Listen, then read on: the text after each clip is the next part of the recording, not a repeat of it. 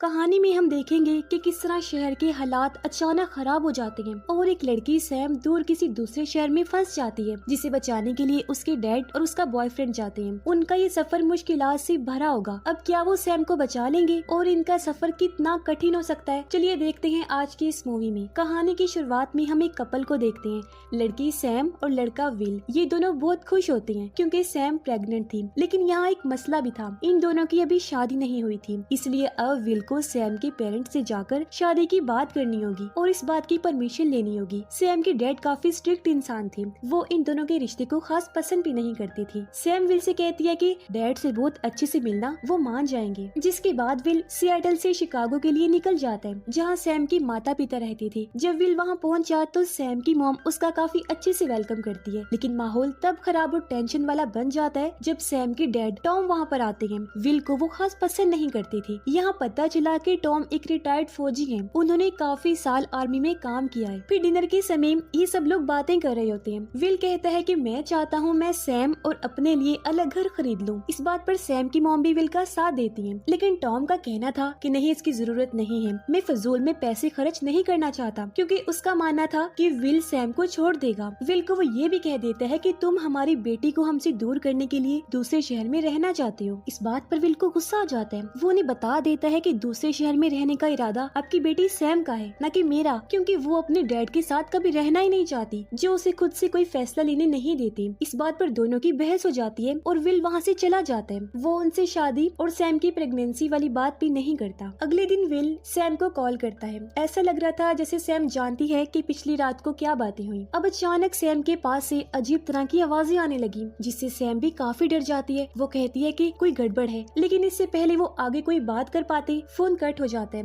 Will फिर से call मिलाता है, वॉइस मैसेज छोड़ता है, लेकिन सैम कोई रिस्पॉन्ड नहीं करती। इसीलिए विल तुरंत एयरपोर्ट जाता है ताकि फ्लाइट ले सके, लेकिन वो देखता है कि सारी फ्लाइट्स कैंसिल कर दी गई हैं। तभी टीवी में न्यूज पर बताया जाता है कि जोरदार भूकंप आया है, जिसकी वजह से अमेरिका के काफी सारे हिस्सों में पावर सप्लाई और टेलीकम्युनिकेशन सिस्टम खराब हो गई है। विल काफी परेशान हो जाता है, उसे समझ ही नहीं आती कि यहाँ पर चल क्या रहा है। वो अब वापिस टॉम के अपार्टमेंट जाने का फैसला करता है, लेकिन जब एयरपोर्ट से बाहर आया वहाँ काफी लंबी ट्रैफिक जाम होती है, लेकिन फिर भी वो जैसे तैसे टॉम के अपार्टमेंट वापिस आ जाते हैं। वो देखता है कि सैम के डैड टॉम यहाँ से निकलने की तैयारी कर रही हैं। वो अपना सामान पैक कर रही थी, क्योंकि उनका भी सैम से संपर्क नहीं हो पा रहा था, तो उसके मॉम डैड को चिंता हो रही थी। टॉम ने फैसला किया था कि मैं खुद गाड़ी के जरिए सिएटल पहुँच जाऊंगा सैम के पास, बजाय की फ्लाइट खुलने का इंतजार करूँ। वो विल से भी पूछता है कि तुम मेरे साथ चल रही हो, जिस पर वो मान गया और अब ये लोग एक लंबे सफर पर निकल जाते हैं। रास्ते में ये देखते हैं कि पूरे शहर के बहुत बुरे हालात हैं, जगह जगह ट्रैफिक जाम है और लोग पैनिक करते हुए इधर उधर भाग रहे हैं। ये लोग फिर एक गैस स्टेशन पर आते हैं, जहाँ भी गाड़ियों का ढेर लगा हुआ था और लोग सप्लाईज इकट्ठा करने के लिए एक दूसरे से लड़ रहे थे। विल जब गैस भर रहा था तो यहाँ पर कुछ गुंडे आ जाते हैं। वो विल को डरा धमका कर उसे पैसे मांगने लगते हैं, मगर तभी यहाँ टॉम आकर उन्हें गन दिखाकर डरा देता है। गुंडे यहाँ से भाग जाते हैं और ये दोनों फिर से अपना सफर शुरू करते हैं। रास्ते में विल टॉम से पूछता है कि तुम अपने साथ गन क्यों रखते हो? टॉम कहता है सुरक्षा के लिए। देखो, आज अगर मेरे पास गन ना होती तो गुंडे तो हमारी गाड़ी और पैसे छीन के भाग जाते, हमारा खेल तो यहीं पर खत्म हो जाता। अब थोड़ी देर और ड्राइव करने के बाद इन्हें एक और मुश्किल का सामना करना पड़ता है। एक जगह पर आर्मी ने रास्ते को बंद किया हुआ था, लेकिन टॉम एक सैनिक से बात करता है, कहता है कि मैं एक्स मरीन ऑफिसर हूँ। वो उन्हें अपनी प्रॉब्लम बताता है कि हमें इमरजेंसी है, इसलिए दोनों को जाने दिया जाता है। यहाँ से निकलने के बाद ये नॉन स्टॉप पूरा दिन ड्राइव करते रहते हैं। जैसे रात हुई, एक पुलिस की गाड़ी इन्हें रोक लेती है। ये जब गाड़ी से उतरकर बाहर आए तो देखते हैं कि पुलिस की गाड़ी में पुलिस नहीं बल्कि एक सन की आदमी है, जो उन पर गन तान देता है। इसलिए दोनों तुरंत अपनी गाड़ी में आकर बैठ जाते हैं। जल्दी से वहाँ से निकल गए, लेकिन वो सन की आदमी भी गाड़ी लेकर उनका पीछा करने लगता है। ये लोग एक बंद पड़ी गाड़ी को बीच सड़क पर खड़ा करके अपनी जान उस सन की आदमी से छुड़वाते हैं, जिसके बाद ये मेन रोड से हटकर पतला रास्ता लेते हैं। लेकिन अचानक उनकी गाड़ी के सामने कुछ हिरन आ जाती हैं, जिनको बचाने के चक्कर में इनकी गाड़ी का एक्सीडेंट हो जाता है। गाड़ी पेड़ से जाकर टकरा जाती है, जिस बात का फायदा उठाकर वो सन की आदमी एक बार फिर इनके पीछे आ जाता है। वो अपनी गाड़ी से निकलकर बाहर आता है, विल को गन दिखाकर उसे धमकाने लगता है, लेकिन टॉम पीछे से आकर उस पर हमला करता है। वो उसे काफी पीटने के बाद मार गिराता है, लेकिन इस लड़ाई में उसकी खुद की पसलियां भी फ्रैक्चर हो जाती हैं। फिर वो पुलिस की गाड़ी में बैठकर अपनी खराब गाड़ी को पास ही के गैराज में लेकर आते हैं। यहाँ उनकी मुलाकात एक मैकेनिक से हुई, जो उनकी गाड़ी को ठीक करने के लिए मान तो जाती है, लेकिन पैसे ज्यादा लेने को कहती है। इसी बीच वो लोग बड़ा ही अजीब नजारा देखते हैं कि बहुत सारे पक्षी अजीब सी शेप में उड़ रहे हैं और अगले ही पल वो ठीक भी हो जाती हैं। अब तक उनकी गाड़ी भी ठीक हो गई थी, लेकिन टॉम अभी भी बार बार चिंता कर रहा था कि कहीं गाड़ी दोबारा रास्ते में खराब ना हो जाए। अब उन्हें पता चलता है कि मैकेनिक भी कैलिफोर्निया जाना चाहती है, इसलिए दोनों उससे पूछते हैं कि क्या तुम हमारे साथ जाना चाहोगी। पहले तो मैकेनिक नहीं मानती अकेली उनके साथ जाने पर, मगर जब टॉम उसे और पैसे देने की बात करता है तो वो मान जाती है और ये तीनों अपने सफर पर निकल जाते हैं। ये कुछ दूर गए ही थे कि अचानक इनके सामने वाली गाड़ी अपना कंट्रोल खो देती है। वो बुरी तरह पलटकर क्रैश हो जाती है। ये लोग उतरकर उस गाड़ी में जाकर चेक करते हैं, मगर सभी लोग मारे गए थे। तब ये देखते हैं कि कुछ लुटेरे भी यहाँ आ चुके हैं, इसलिए वो तुरंत अपनी गाड़ी में बैठकर यहाँ से निकल जाते हैं, इससे पहले एक नई मुसीबत में फंसते। कुछ दूरी पर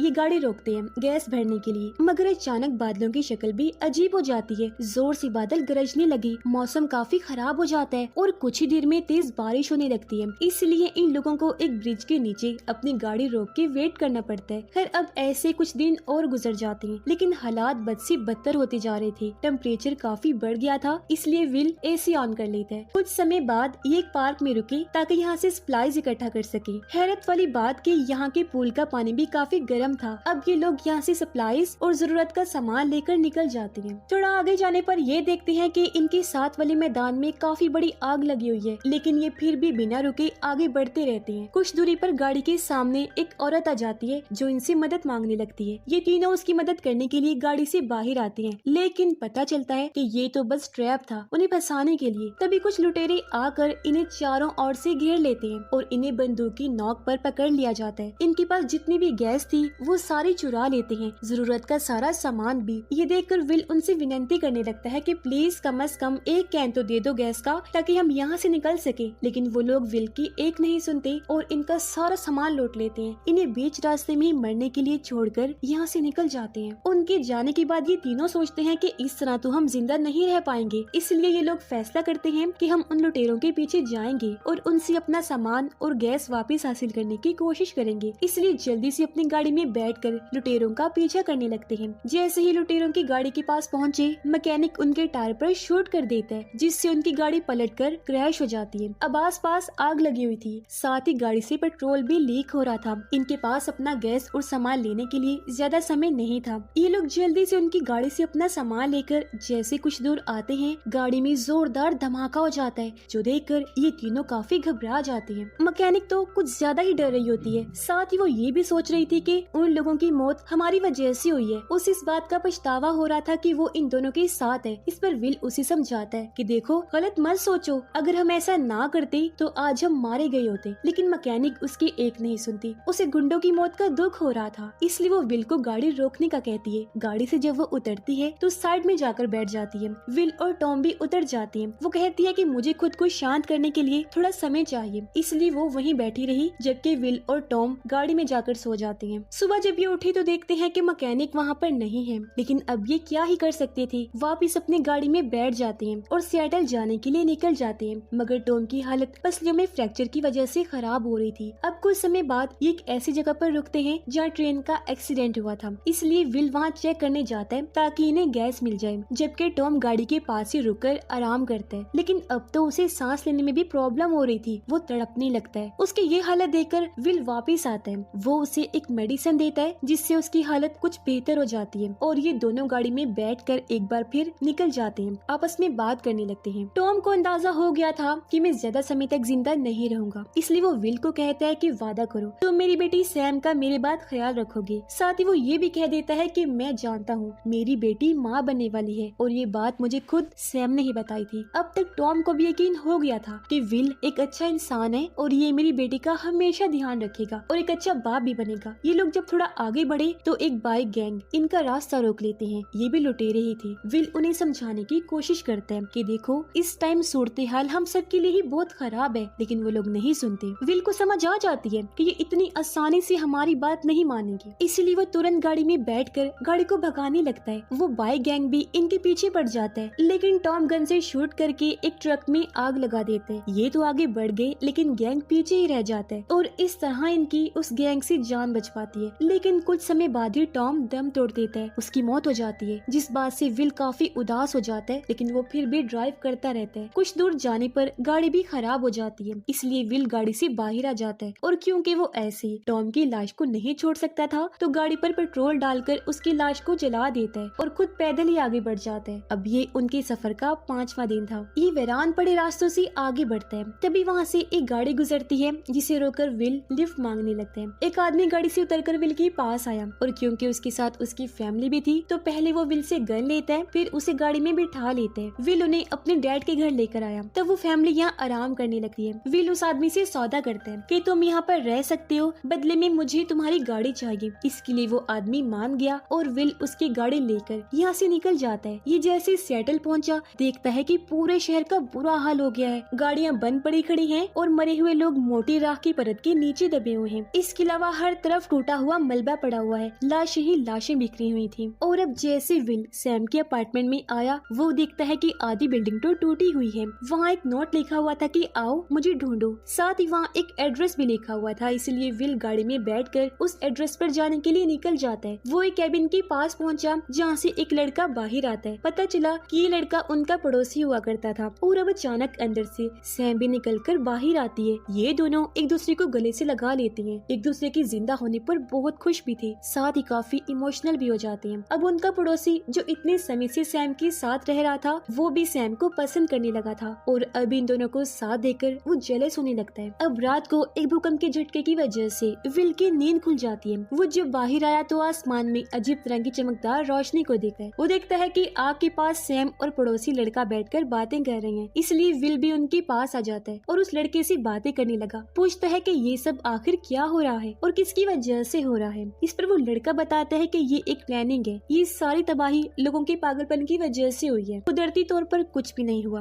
बल्कि अमेरिका की कोस्ट की तरफ एक बॉम्ब फेंका गया था, जिसके बाद भूकंप के झटके आए और बस ये तबाही होती चली गई। इस पर विल कहता है कि मैं इस बात से सहमत नहीं हूँ, क्योंकि मैं पूरे शहर का बुरा हाल देखकर आ रहा हूँ। ये किसी एक छोटे से बॉम्ब की वजह से तो मुमकिन नहीं, इसके पीछे बहुत बड़ी कोई वजह है। शहर तबाह बर्बाद हो गया है, माहौल और हालात अजीब हो गई हैं, जो समझ से बाहर है। खैर अगली सुबह पड़ोसी लड़का बहाने से विल को जंगल में लेकर आता है, क्योंकि वो विल को मारना चाहता था। वो विल को कहता है कि मैं सैम से बहुत प्यार करता हूँ, पर तुम हमारे बीच आ गई हो। और अब जैसे वो विल को गन से शूट करने वाला था, उससे पहले ही विल उसे शूट करके मार देता है। इसके बाद एक काफी बड़ा ज्वालामुखी वहाँ पर फट जाता है, जिसके साथ ही भूकंप के झटके फिर से आने लगते हैं। इसलिए विल सैम को तुरंत वहाँ से लेकर भाग जाता है। वो सैम को तसल्ली देता है कि घबराओ नहीं, सब कुछ जल्द ठीक हो जाएगा। यहाँ पर हम देखते हैं कि जब वो आगे बढ़ रही थी तो इनके पीछे से बहुत बड़ा धूल का बादल आ रहा होता है, यानी कि अब और भी तबाही मचने वाली थी, जिससे हो सकता है कि पूरा शहर ही तबाह हो जाए। इसलिए ये लोग सिर्फ जगह की तलाश में निकल जाते हैं और इसी के साथ ये कहानी भी इधर ही खत्म हो जाती है। तो स्टोरी आपको कैसी लगी अपनी राय का इजहार कमेंट बॉक्स में जरूर कीजिएगा। बाकी मिलते हैं अगली वीडियो में। Good bye, thanks for watching.